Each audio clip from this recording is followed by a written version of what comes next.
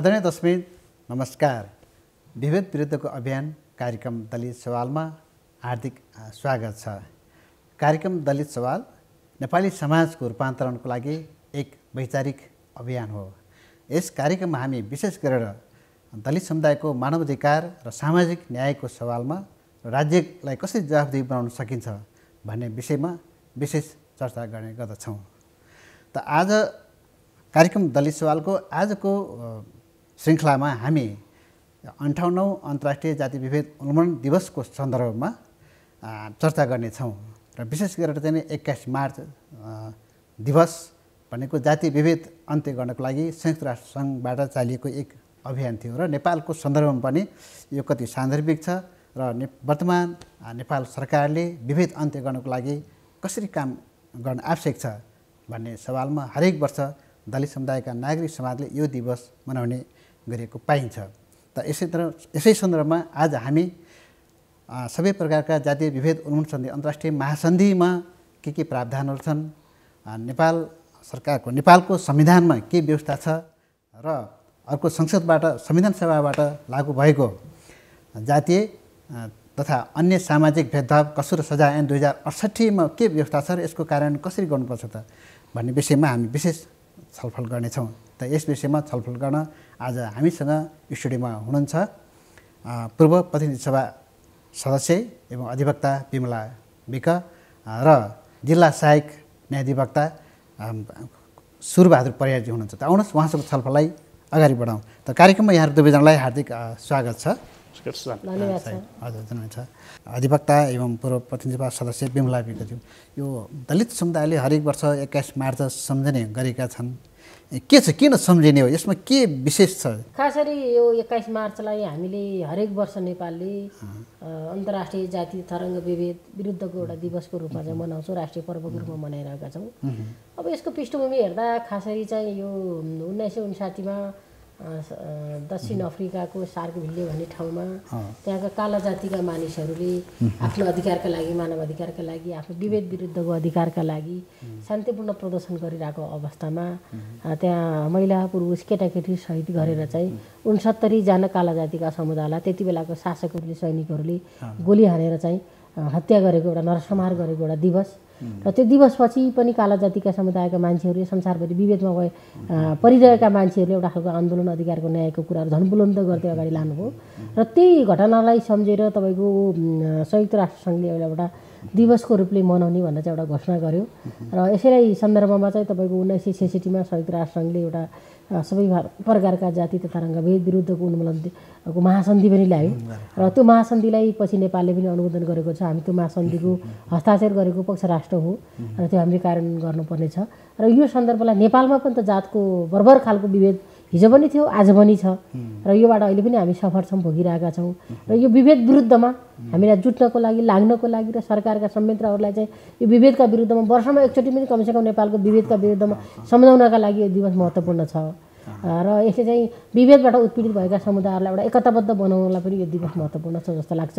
सहायक जिल्ला न्यायाधिवक्ता सुरबहादुर परियारजी, के लाग्छ यो यसको सन्देश के हो? यो 21 मार्च वास्तविक यो 21 मार्च भनेको चाहिँ यो संसारभरिमा चाहिँ एक खालको विभेद रहित समाज निर्माण गर्ने र सबैलाई कानुन र न्याय र मर्यादित पूर्व जीवन बाँच्नका लागि समतामूलक समाज निर्माण गर्ने उद्देश्यले संयुक्त राष्ट्र सङ्घले जुन विश्वव्यापी रूपमा चाहिँ मानवाधिकार घोषणापत्र जारी गर्यो, त्यसैका सन्दर्भमा चाहिँ यी सम्पूर्ण प्रक्रियाहरू चाहिँ अघि पूर्व मान्यज्यूले भन्नुभएको जुन छ त्यो सार्कभिलमा चाहिँ जुन दक्षिण अफ्रिकामा चाहिँ ग्रामीण भेगमा भएका कालाहरूलाई चाहिँ बजारमा आउनलाई चाहिँ लोकल अथोरिटीको चाहिँ सिग्नेचर चाहिने भन्ने जुन कानुनी व्यवस्था थियो, त्यही कानुनी व्यवस्था विरुद्धमा त्यहाँका स्थानीय कालाहरू त्यो सार्कभिले भन्ने सिटीमा चाहिँ जम्मा भएर भेला भएर त्यहाँ जुन सरकार थियो त्यो सरकारले चाहिँ सामूहिक रूपमा चाहिँ नरसंहार कालालाई गर्छ। त्यसैको सम्झना स्वरूपमा चाहिँ संयुक्त राष्ट्र सङ्घले चाहिँ यो संसारभरि चाहिँ यो रङ्गभेद विरुद्ध चाहिँ यस्ता सबै खाले विभेद विरुद्ध चाहिँ मनाउनुपर्छ भन्ने आशयका साथ सबैले जसले जो मानवतामा विश्वास गर्छ, मानव अधिकारप्रति सम्मान गर्छ र अरूको मर्यादित जीवनप्रति सम्मान गर्ने संसारका सबै मान्छेलाई चाहिँ यो 21 मार्चले चाहिँ सम्बोधन गर्नुपर्छ, सबैले मनाउनुपर्छ भन्ने उद्देश्यका साथ चाहिँ अहिले संयुक्त राष्ट्रसङ्घले सबै विश्वव्यापी रूपमा झन्डै 184 वटा मुलुकमा चाहिँ सन् 2020 सम्म 184 वटा मुलुक चाहिँ यो जुन सड भन्ने छ, जुन जाति सबै खालका विभेद विरुद्ध महासन्धिका पक्ष राष्ट्रहरूले चाहिँ यसलाई उत्साहपूर्वक मनाउने भन्ने उद्देश्यका साथ यो नेपालमा पनि नेपाल सरकारले पनि यसलाई निरन्तर रूपमा मनाउँदै आइरहेको छ। विमला विगत के छ यो सन्धिमा भएका मुख्य प्रावधानहरू के? सन्धि त यो सन्धिले चाहिँ यसका पक्ष राष्ट्रहरू चाहिँ कुनै पनि प्रकारको अल काइन्ड्स अफ डिस्क्रिमिनेसन भनेको छ, चाहे त्यो विभेद रङ्गको आधारमा होस्, चाहे विभेद त्यो चाहिँ जातको आधारमा होस्, चाहे विभेद त्यो कुनै धर्म संस्कार कल्चरका आधारमा होस्, चाहे त्यो विभेद कुनै जियोग्राफिकल एउटा पर्टिकुलर भूभाग क्षेत्रका आधारमा कुनै पनि विभेदका विरुद्धमा ती राष्ट्रहरूले चाहिँ शून्य सहनशीलता कायम गर्ने र विभेदलाई शून्य सहनशीलता कायम गर्ने भन्ने यसको मूल मर्म मैले बुझेको छु। र अर्को कुरा चाहिँ कुनै पनि बहानामा मान्छेको बिचको विभेद अस्वीकार्य हुन्छ भन्ने छ र हरेक मान्छेले अर्को मान्छेलाई सम्मान गर्नुपर्छ। उसको फरक भाषा होला, धर्म होला, संस्कृति होला, संस्कार होला, कल्चर होला, जेसुकै होला, तर एकले अर्कालाई सम्मान गर्ने भन्ने हो छ।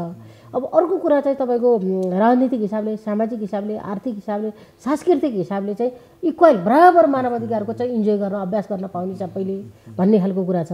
र अर्को कुरा चाहिँ कस्तो भने चाहिँ यो विभेदका विरुद्धमा हरेक पक्ष राष्ट्रहरूले चाहिँ आफ्नो देशमा विभेदलाई शून्य बनाउनका लागि चाहिँ कानुनी संयन्त्रहरू बनाउने, कानुनी व्यवस्थाहरू गर्ने, ती संयन्त्रहरूको परिचालन गर्ने, त्यसका लागि आवश्यक चाहिने स्रोत साधनहरूदेखि सबै खालको अभियानहरू चलाउने भन्ने छ। र यो सन्धि अब हामी यसको पक्ष राष्ट्र भएको हुनाले हाम्रो घरेलु कानुन पनि यसकोसँग बाजिएछ भने यो सन्धि चाहिँ मान्ने हुने र यो सन्धि अनुरूप चाहिँ नेपालले चाहिँ आफ्नो घरेलु कानुनहरू बनाउने र यो पक्ष राष्ट्रहरू चाहिँ महासङ्घप्रति चाहिँ संयुक्त राष्ट्रसङ्घप्रति उत्तरदायी हुने र आफूले गरेका कामहरूको प्रगति प्रतिवेदन समेत चाहिँ बुझाउने भन्ने खालको चाहिँ देशहरूलाई चाहिँ एउटा मेन्डेटरी व्यवस्था चाहिँ यो विभेदका विरुद्धमा लाग्नलाई गरेको चाहिँ मैले बुझ्छु। ठिक छ सुभाष सर। महासन्धिको महत्त्वपूर्ण ती मध्ये पहिलोले चाहिँ सबै खालका पक्ष राष्ट्रहरूलाई चाहिँ विभेदको अन्त्यका लागि चाहिँ आह्वान गर्छ। सबै मान्छेहरू समान छन्, जन्मजात स्वतन्त्र छन् र जुन जन्मका आधारमा सर्वश्रेष्ठ भन्ने कुरा चाहिँ हुन सक्दैन भन्ने कुरा चाहिँ सन्धिको जुन धाराले एकले कुरा गर्यो र विशेष गरी चाहिँ यो जातीय विभेदहरूलाई चाहिँ अन्त्य कसरी गर्न सकिन्छ भनेर यो महासन्धिको धारा 5ले आर्टिकल 5ले चाहिँ व्यवस्था गर्यो। के कुरामा गर्यो भन्दाखेरि चाहिँ यो सबै मान्छेहरू चाहिँ जन्मजात स्वतन्त्र छन् भन्ने कुराको चाहिँ सुनिश्चित गर्न चाहिँ राज्यले कानुनी रूपमा चाहिँ त्यसलाई इक्वालिटीको व्यवस्थालाई चाहिँ कानुनले व्यवस्था गर है भनेर चाहिँ आह्वान गर्यो। अनि सबै मान्छेहरूलाई जातका आधारमा चाहिँ उसको अव्यक्ति स्वतन्त्रतामा चाहिँ रेस्ट्रिक्ट गर्न पाइँदैन, अव्यक्ति स्वतन्त्रताको ग्यारेन्टी गर भनेर भन्यो। त्यसपछि चाहिँ सबै खालका मान्छेहरूले पेसा व्यवसाय गर्ने स्वतन्त्रता छ। कुनै जात विशेषलाई चाहिँ यो पेसा व्यवसाय गर्न चाहिँ बाध्य पार्न र कुनै जात विशेषलाई चाहिँ पेसा गर्नबाट चाहिँ वञ्चित गर्न नहुने भन्ने कुरा चाहिँ धारा 5ले यी व्यवस्थाहरू गर्यो। र सँगसँगै के कुरा व्यवस्था गर्यो भने कुनै पनि मान्छेलाई त्यो देशभित्र जातीय रूपमा चाहिँ यदि दमन छ, शोषण छ भने त्यसले स्वेच्छापूर्वक देश छोड्न पनि पाउने र छोडिसकेपछि देश फिर्ता पनि हुन पाउने भन्ने कुराहरू चाहिँ गर्यो। सम्पूर्ण खालका दास्ताका व्यवहारहरू चाहिँ यो महासन्धिको धारा 5ले कुनै काम गरे विशेष, कुनै जात विशेषले त्यो पेसा गरे बापत चाहिँ त्यसलाई त्यही पेसा गर्न बाध्य पार्नुहुन्न भन्ने व्यवसायिक रूपमा चाहिँ यो कानुनी व्यवस्था गरेको छ भने अन्य धाराले चाहिँ यसलाई कसरी कार्यान्वयन राज्यका कुन निकाय खास गरेर चाहिँ 3वटा निकायलाई चाहिँ उसले भन्छ।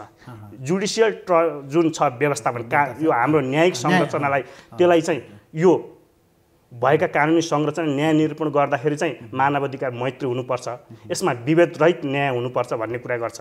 अर्कोतर्फ जुन एडमिनिस्ट्रेसन छ, प्रशासनिक संरचनाहरू पनि विभेद रहित तरिकाले चाहिँ ती मान्छेहरूले चाहिँ अविभेदको व्यवहार गर्नुपर्छ है, तिनीहरूलाई समान व्यवहार गर्नुपर्छ। तिम्रो न्यायिक प्रक्रियाको संरचना अथवा प्रशासनिक काम कारबाही गर्दाखेरि चाहिँ गर्ने कुरालाई चाहिँ यी कुराहरूलाई चाहिँ त्योमा व्यवस्था छ र यसलाई कार्यान्वयनको चरणमा चाहिँ राज्यका तिनै सरकारका अङ्ग लेजिस्लेटिभलाई, एक्जिक्युटिभलाई र अनि यो जुडिसियरीलाई समेत पनि यसलाई कार्यान्वयन गर्नका लागि चाहिँ यसले स्पेसल व्यवस्था गरेको र त्यसको कार्यान्वयन गर्ने पक्ष राष्ट्रहरूले र त्यो संयुक्त राष्ट्रसङ्घको आइसिसिपीआर लगायतमा पनि यी कुरालाई जोडेर चाहिँ जुन प्रतिवेदन पेश गर्नका लागि चाहिँ राज्यलाई चाहिँ एक खालको मेकानिजम व्यवस्थापन गरेको छ। आफूले चाहेको जीवनसाथी रोज्न पाउने र त्योसँग विवाह गर्न पाउने अधिकार उमेर पुगेकोले हैन, त्यो यदि प्रावधान 53 वर्ष पहिले नै संयुक्त राष्ट्रसङ्घबाट जारी भएको र नेपाल सरकारले अनुमोदन गरेको भने आज पनि नवराज विगत जस्ता व्यक्तिहरूको हत्या हुने, अजित मिदा जस्ता व्यक्तिहरूको हत्या हुने, अन्तर्जातीय विवाह गर्दा यो किन भइरहेछ? किन यस्तो भयो होला? यो मानिसबाट सुनौ न। यसको मुख्य कारण भनेको राज्य हो।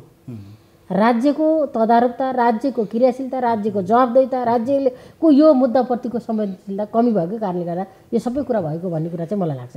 विशेष गरेर चाहिँ यो अहिले नेपालको संविधान जारी भइसक्यो, अझ त्योभन्दा अगाडि चाहिँ सामाजिक विभेद कसुर सजाय ऐन 2068 लागू भएको त्यो कार्यान्वयनको कुराहरू होइन, यससँग सायद जोडिन्छ होइन, यसलाई सान्दर्भिक जस्तो लाग्यो भने चाहिँ विशेष गरेर चाहिँ ईश्वर परियारजीले यो ऐन कार्यान्वयनमा कस्तो छ अभ्यासहरू, यसले भएका प्रावधानहरू के छन् र विभेद अन्त्य गर्नको लागि यो ऐन कति चाहिँ प्रभावकारी यहाँले पाउनु भएको छ? नेपालमा झन्डै 1910 देखि 2020 सालसम्म हेर्दाखेरि झन्डै 110 वर्षसम्म चाहिँ जातका आधारमा दण्डित गर्ने, जातका आधारमा चाहिँ फौजदारी अपराधको न्याय प्रणाली सञ्चालित भयो र 2020 सालमा आइसकेपछि अदलको 10 क व्यवस्था थपेर चाहिँ जातीय विभेद गर्नुहुन्न भनेर व्यवस्था गर्यो।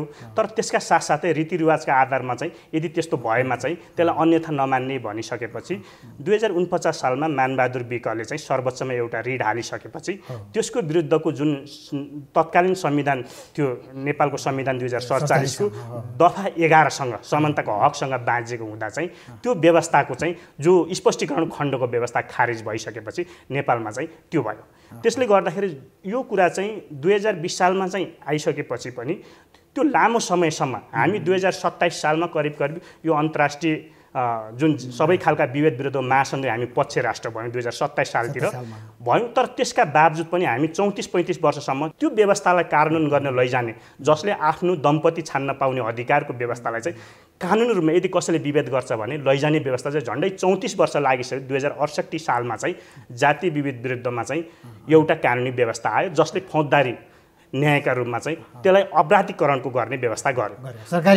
सरकारवादी मुद्दाकै रूपमा चाहिँ यसलाई प्रस्तुत गरिसकेपछि पछिल्लो चरणमा चाहिँ यी अन्तर्जातीय विवाहका सन्दर्भमा चाहिँ थुप्रै खालका सरकारले यदि त्यसैका कारणले गरेका मुद्दामा चाहिँ त्यो जातका कारणले हुने विभेदका विरुद्धमा पनि समेट्ने र त्यो कारणले गर्दा अन्य कुनै परिणाम आउँछ भने पनि त्यस्तो परिणामलाई पनि कानुनी कारबाहीको दायरामा लिने विषय पनि अहिले बनेको छ। खास गरेर चाहिँ यो पछिल्लो चरणमा चाहिँ जुन जातीय छुवाछुत विरुद्धको जुन ऐन आयो त्यो आइसकेपछि अहिले यसले अन्य सामाजिक अपराधका रूपमा पनि यो 75 सालमा चाहिँ यसलाई संशोधित भएर त्यसमा के कुरा थपिया छ भने कुनै जाति र अनि त्यो सँगसँगै चाहिँ अशक्तता ती समेतका मान्छेहरूलाई पनि यदि विभेद गरिन्छ भने त्यस्तो कारणले चाहिँ रोकिन्छ भने त्यसलाई चाहिँ गर्ने भने नयाँ शब्द चाहिँ जुन हाम्रो महासन्धिका भएका जुन व्यवस्था छ त्यसलाई पनि समेट्ने गरिकै आएको छ।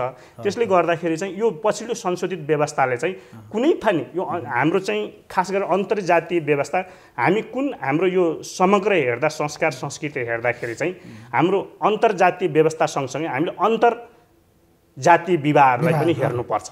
यहाँ कस्तो भन्दा हाम्रो सामाजिक संरचना जुन छ वर्णश्रम व्यवस्थामा आधारित छ, 52 भित्रै विभेद छ, क्षेत्रभित्रै विभेद छ भन्दा यस्ता खालका सबै खालका विभेदलाई चाहिँ कानुनले निषेध गर्ने जुन कुरा चाहिँ अहिलेको ऐनले समेट्न सकेको छैन। त्यो सबै भयो भने सबैले यो विभेदका विरुद्धमा आवाज उठाउँछ र अन्तर्जातीय विवाह भन्दा दलित र गैर दलित बीचको हुने विवाहका मात्रै सन्दर्भ जोड्दाखेरि चाहिँ हाम्रो सामाजिक संरचना अहिले पनि हाम्रो शिक्षामा हेर्ने हो भने जम्मा 65% हाम्रो लिट्रेसी रेट छ। त्यो पनि सामान्य लिट्रेसी रेट हेर्ने हो भने र त्यसमा पनि दलितको अहिले लिट्रेसी रेट भने 42% को हाराहारीमा छ भन्दा यो सामाजिक द्वन्द्वका रूपमा यसलाई त्यसैले सामाजिक अपराधका रूपमा चाहिँ हाम्रो कानुनले चिन्दछ। त्यसले गर्दाखेरि अन्तर्जातीय विवाहका लागि चाहिँ समग्र रूपमा जस्तै अहिले सरकारले चाहिँ 5औं मानवाधिकार सम्बन्धी राष्ट्रिय कार्ययोजना लागू गरिरहेको रहेको छ। त्यो सँगसँगै राष्ट्रिय कार्ययोजना लागेको छ यो गाउँ तहमा, ग्रामीण तहमा र हामीसँग अहिले संविधानले 8वटा राष्ट्रिय मानवाधिकारसँग सम्बन्धित आयोगहरूको स्थापना, तिनको इफेक्टिभनेस चाहिँ समाजमा पुर्याउन सक्यो भने मात्रै कानुनी व्यवस्थाहरू चाहिँ कार्यान्वयन हुन सक्ने। ठिक छ। अब यहाँ अब प्रतिनिधि सभाको सदस्य हुँदाखेरि रुकुम हत्याकाण्ड हुँदाखेरि आफै अब संसदीय समितिको तर्फबाट पनि त्यहाँ अनुसन्धान त्यो छानबिन गर्न जानुभयो। त्यहाँ के सुझावहरू छन् यो ऐनलाई अझ प्रभावकारी रूपमा कार्यान्वयन गर्नको लागि भनेर यहाँले के सुझावहरू दिनुभएको छ र अब यो कार्यान्वयनमा कहाँनिर समस्या देख्नु भएको छ? नेपालमा जस्तो जातीय विभेद कसुर र सजाय ऐन भनेर 2068 मा हामीले बनाएका थियौँ। त्यति बेलाको ऐनको नाम थियो जातीय विभेद तथा कसुर र सजाय ऐन भन्ने चाहिँ जातीय विभेद नै थियो प्रश्न। अनि 2072 सालमा हामीले जारी गरेको संविधानमा 31वटा मौलिक हक छन्। 31 वटा मौलिक हकमा खास गरी चाहिँ धारा 24 छुवाछुत विरुद्धको हक, धारा 40 दलितको हक भनेको छ हैन, र त्यहाँ एउटा सामाजिक सुरक्षाको हक भन्ने पनि छ। र अब व्यक्ति बीचमा धारा 24 को छुवाछुत विरुद्धको हकलाई चाहिँ अब जातका आधारमा नमात्रै भएर मान्छेको शारीरिक बनोट, प्रकृति, अरू भाषाभाषी विभिन्न हिसाबले पनि विभेद नगर्ने भन्ने कुरा भयो, कुनै पनि आधारमा कुनै पनि नगर्ने भन्ने भयो। अनि त्यसपछि चाहिँ तपाईँको हाम्रो बाध्यता के थियो भने चाहिँ 72 को संविधानले मौलिक हकलाई कार्यान्वयन गर्न आवश्यक कानुनहरू 3 वर्षभित्र बनाउने भन्ने थियो। 75 अनि तपाईँको चाहिँ 75 सालको असोजको 2 गतेभित्र मौलिक हकलाई चाहिने सबै कानुन बनाइसक्नुपर्ने बाध्यता थियो। त्यो भइसकेपछि हामीले जातीय विभेद तथा कसुर र सजाय यही नै राख्नुपर्छ भनेको हो।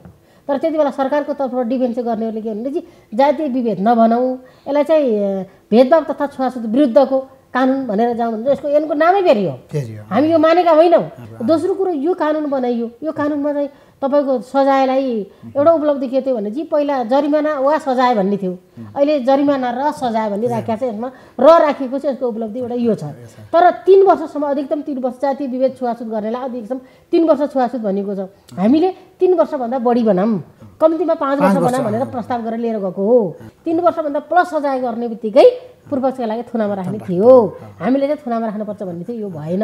त्यसैले यो कानुन चाहिँ एउटा चाहिँ संविधानको मेन्डेटरी कुरा पुरा गर्न, टास्क पुरा गर्नलाई मात्रै ल्याएको कानुन हो। यो दलितको मुद्दाहरूलाई सम्बोधन गर्नलाई यो पर्याप्त छैन भन्ने मेरो निष्कर्ष हो। कहाँ समस्या, जस्तो दलित समुदायको मान्छेहरू विभेद हुन्छ हैन, मुद्दा दर्ता हुन्छ कि हुँदैन, अनि प्रहरीको भूमिका कस्तो देख्नु भएको छ, अनि सरकारी वकिलहरूको भूमिका कस्तो देख्नु भएको छ विभेदका घटनाहरूमा? जातीय विभेदका जति घटना घटेका छन् ती घटना घटेको 5% मुद्दा पनि उजुरीमा जान्नन्, मेरो अनुभव हेर्नुहोस्। यो अहिले पनि जातीय विभेदका घटनाहरू सामाजिक चलन हो, प्रचलन हो, संस्कार हो भनेर मान्यता दिँदै आइएको छ। गएकाहरूमध्ये पनि तपाईँको 20% मुद्दा पनि दर्ता हुँदैनन्, किनभने यो सरकारवादी मुद्दा हो। यसको सबै अध्ययन अनुसन्धान गर्ने सबै दायित्व प्रहरीलाई छ। प्रहरीले यो घटनाहरू चाहिँ भोलि तथ्य ठहरिँदैन, नठहरिँदा मुद्दा हल्लुको हुन्छ, अनि त्यो कारणले यो मुद्दा दर्ता नगर्ने भनेर प्रहरीहरू मुद्दा दर्ता गर्न मान्नुहुन्न। त्यसैले यसको मुद्दा दर्ता गर्ने, तहकिकात अनुसन्धान गर्ने प्रक्रिया नै बेठिक छ। अब अर्को कुरो चाहिँ म संसद हुँदा हामीले कानुन समितिमा बसेर नेपाल सरकारलाई निर्देशन पनि गरेका थियौँ। हरेक प्रहरी चौकीहरूमा प्रहरीहरूको कमसेकम जिल्ला तहको प्रहरीहरूमा चाहिँ एउटा चाहिँ दलित सेल भनेर गठन गरौँ, या कमसेकम एउटा चाहिँ इन्सपेक्टर लेभलको दलित समुदायको मान्छेलाई चाहिँ त्यसको फोकल पर्सन तोकौँ, जसले त्यो मुद्दा दर्ता गर्न, अनुसन्धान तहकिकातमा सहयोग गरोस् भनेको। त्यो 2-4वटा जिल्लामा त्यति बेला सुरुवात गरियो, तर अहिले त्यसको अपडेट के छ मलाई थाहा छैन। त्यसैले यसको कार्यान्वयनमा सरकार उदासीन छ भन्ने कुरा चाहिँ हो मेरो। सुरुवात प्रयोज्यो सरकारी वकिलको भूमिका के छ, यो दलितको पक्षमा के गर्न सकिने हुन्छ? जुन कुरा अहिले उठेको छ, जातीय विभेदका घटनाहरूमा चाहिँ प्रयासो मुद्दा नै दर्ता हुँदैन भन्ने जुन कानुन अहिले जुन सवाल उठाइएको छ, त्यसका सन्दर्भमा चाहिँ हामीसँग चाहिँ यो जातीय छुवाछुत तथा अन्य सामाजिक सम्बन्धी ऐनलाई चाहिँ कार्यान्वयन गर्ने 2074 सालमा एउटा नियमावली आएको छ। त्यो नियमावलीमा चाहिँ दर्ता गर्नका लागि चाहिँ को-कोलाई अधिकार दिएको छ भन्दा स्थानीय तहको नगरपालिका, गाउँपालिकालाई, स्थानीय प्रहरी चौकीलाई यदि यो फौजदारी अपराधभित्रको कसुरलाई चाहिँ यदि कसैले पनि त्यहाँ सुरुमै सूचना थाहा पायो भने ती तहमा चाहिँ जानकारी गराउने, र त्यो जानकारी गराइसकेपछि यदि ती कसैले इन्कार गरेको अवस्थामा छ भने त्यसलाई चाहिँ सम्बन्धित माथिल्लो निकायमा चाहिँ जानकारी गराउने भन्ने व्यवस्था छ। र यसमा चाहिँ सरकारी वकिलले पनि मुलुकी फौजदारी कार्यविधि संहिताको दफा 5 ले चाहिँ यदि कसैले प्रहरी प्रशासनले यदि कसैको जातीय विभेदका घटनामा मुद्दा दर्ता गरिदिएन भनेको अवस्थामा चाहिँ सरकारी वकिलले स्वयं पनि त्यसलाई उजुरी ग्रहण गरेर चाहिँ सम्बन्धित निकायमा अनुसन्धानमा लैजाने कानुनी व्यवस्था पनि भएको हुँदा यदि कसैलाई यदि त्यस्तो समस्या छ भने जिल्लामा रहेको जिल्ला सरकारी वकिल कार्यालयमा र अथवा राष्ट्रिय दलित आयोगमा पनि सूचना सम्प्रेषण गर्न सकिने, राष्ट्रिय मानवाधिकार आयोग पनि जातीय विभेदका घटनाको उजुरी दिन सकिने हाम्रो संरचना व्यवस्था भएको हुँदा चाहिँ अब चाहिँ जारी दरखास्त लिँदैन भन्ने कुरा चाहिँ हामीले अब त्यो चाहिँ होला अवस्था छ भने पनि त्यो समग्र सुनाइ हुने निकायमा चाहिँ पुग्नुपर्छ भन्ने मलाई लाग्छ। अहिले जारी नै नलिने भन्ने चाहिँ हाम्रो कानुनी व्यवस्था चाहिँ छैन। यो मुद्दा कार्यान्वयन सफल राम्रो अभ्यासहरू कहाँ छन् त? यहाँको जस्तो रुकुम जिल्ला अदालतको एउटा होला, अरू त्यस्ता हैन सरकारी वकिलबाट राम्रो भूमिका खेलेर मुद्दा जितेका कुराहरू छुवाछुतको केसमा के छ? अहिले पनि हामी यो जातीय छुवाछुतको मुद्दामा चाहिँ सरकारी वकिलले दर्ता गरेका मुद्दाहरूमध्ये झन्डै 60% चाहिँ हामी सफल भएको माननीय कार्यालयको वार्षिक प्रतिवेदनबाट देखिन्छ। छुवाछुतकै मुद्दामा, किन सबै कुरामा कतिपय कुराहरूमा चाहिँ प्रमाण पुग्दैन, अनुसन्धानकै क्रममा चाहिँ प्रमाण पर्याप्त नभएका कारणले गर्दाखेरि चाहिँ अदालतले त्यसलाई चाहिँ सफाई भएको दिएको अवस्था छ। अहिले पनि हेर्दाखेरि हाम्रो अहिले सर्वोच्चमा 3टा मुद्दा रनिङ अवस्थामा छ। र जिल्ला तहमा अहिले पनि हेर्दा 57 देखि 58% मुद्दाहरू चाहिँ जातीय विभेदका चाहिँ सफलताको हाम्रो दर देखिन्छ। त्यसले गर्दाखेरि चाहिँ सरकारी वकिलले चाहिँ सकभरसम्म चाहिँ यसमा चाहिँ प्रमाण चाहिँ अहिले वैज्ञानिक प्रमाणका रूपमा चाहिँ जातीय विभेदलाई देखिने त्यो प्रमाणलाई पुष्टि गर्ने आधार कलेक्सनहरू सङ्कलन गरेर चाहिँ जुन अभियोग लाग्छ त्यो अभियोगका आधारमा चाहिँ अहिले त्यसमा चाहिँ सरकारी वकिलको झन्डै 60% जति सफलताको चाहिँ दर देखिन्छ। जस्तै पश्चिम रुकुमको घटना पनि सरकारी वकिलले थुप्रै मेहनत गरेर त्यो कुरा छ भने पोखराको एउटा वडा अध्यक्षले एउटा त्यहाँको दलित महिला सदस्यलाई गरेको मुद्दामा पनि भर्खरै अस्ति कैद भएको अवस्था छ। फौजदारी न्याय प्रणालीले चाहिँ कानुन गर्ने दायित्व र संविधानले नै संविधानको धारा 158ले चाहिँ मानवाधिकारको संरक्षण गर्ने दायित्व मान्य कार्यालयको हुँदा हामी त्यसको कानुन गर्ने एउटा सरकारी वकिलको नाताले चाहिँ त्यसमा चाहिँ कुनै खालको कमी कमजोरी हुँदैन भन्ने मलाई लाग्छ। 5 वर्ष हुनुपर्ने धेरै दलित अधिकार कर्मीको माग हो हैन, यसलाई संशोधनमा अब कहाँ तपाईँले देखेको एउटा त असल व्याख्या छँदैछ, अझ यसलाई यो ऐनलाई हैन दलित समुदायको न्याय दिलाउनको लागि यो ऐनलाई कहाँ संशोधन गर्नु पर्ला बुद्धागत रूपमा? अहिले यो पछिल्लो समयमा जुन खालको यो व्यवस्था आयो त्यसले गर्दाखेरि मान्छे थुनामा जाने भन्ने कुरा के हो भन्दाखेरि चाहिँ हाम्रो यो फौजदारी न्यायको एउटा प्रिन्सिपल के हो भन्दा बिल भनेको चाहिँ एक्सेप्सन हो। यो फौजदारी केसमा चाहिँ मान्छे थुनामा जाने भने चाहिँ एक्सेप्सन हो, धरौटीमा छुड्ने भनेको चाहिँ उसको न्यायको कुरा हो। त्यसले गर्दाखेरि चाहिँ सबै मान्छे चाहिँ सुरुमै चरणमा चाहिँ मुद्दा भित्रै गएर चाहिँ मुद्दा थुनामै बसेर चाहिँ मुद्दाको किनारा हुन्छ भन्ने होइन।